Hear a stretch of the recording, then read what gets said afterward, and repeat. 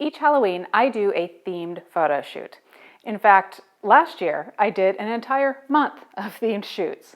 It's a lot of fun for me to create these ideas and develop them into a finished gallery of images. This year, I used an often requested theme, the pinup, and put a Halloween twist on it, making it a witchy pinup. I'll share in this video how I created the vintage look in 2017 for my photos, along with a few of the photos themselves, and then I will let you know how you can see more. Many of the classic pinup images you see from the era originated in the studio, whether they are just photos or have been retouched or even painted or illustrated. Some of the images are quite plain.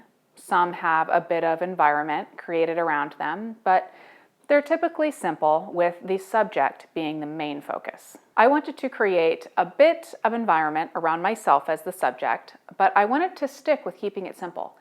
It seemed to me that the witch theme begged for a dark background, and I saw a few vintage pinup images with kind of a cartoon night sky and moon behind the witchy woman.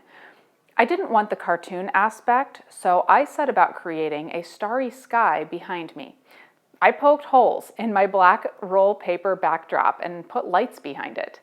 And then it was just a matter of experimenting with the ratios of the different settings, the camera settings, the lighting on me, and the lighting behind the backdrop.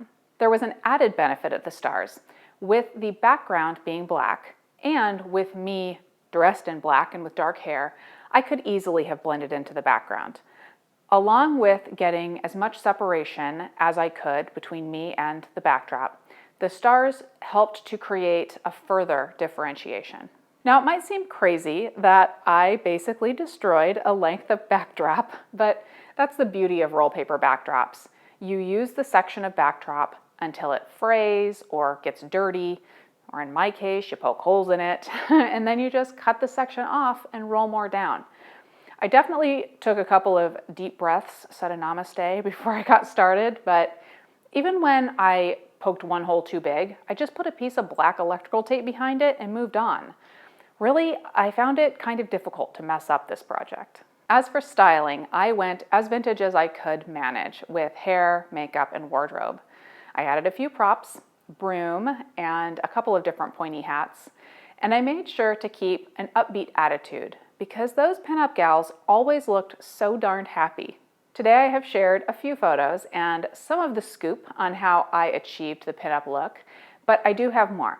My SnapChick VIPs and Patreon Zion and Beyond patrons can see the entire gallery of images and a behind-the-scenes video from before the shoot while creating the backdrop, and then I share my editing process, plus a few of the challenges that I ran into and how I overcame them. You VIPs and patrons can find that at the link in the description below. And the rest of you can find out more about my VIPs and patrons at that link too. Thanks for watching, and happy Halloween, everyone.